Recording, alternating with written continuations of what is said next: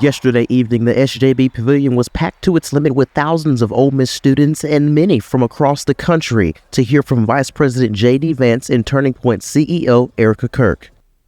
This historic event comes exactly 7 weeks after the death of her husband Charlie Kirk, who was killed at a similar event in Utah. Following the vice president's speech, a long line of students formed ready with questions. Freshman student Gavin Micheletto was one of those who had the opportunity to speak with Vice President Vance. And my question was, I personally think that one of the greatest problems that we face as a country today is the modern political divide.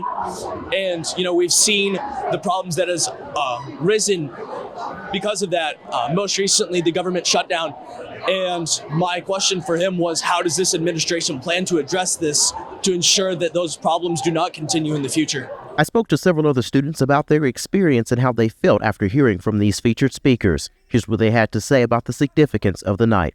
Well, I've been a big fan of Charlie Kirk and his debates. I've watched him on TikTok for a really long time, and whenever I heard that he passed away, it really broke my heart, and I really wanted to come to Ole Miss before I even knew that he passed away. So whenever he did pass away, it really inspired me to come for sure, especially whenever J.D. Vance is coming also.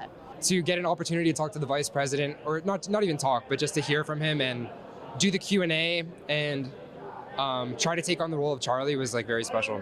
As this historic evening comes to a conclusion, students are leaving the SJB Pavilion with a sense of hope for the future of this country. They have been called to keep their faith at the center of their lives and to restore politics in this country.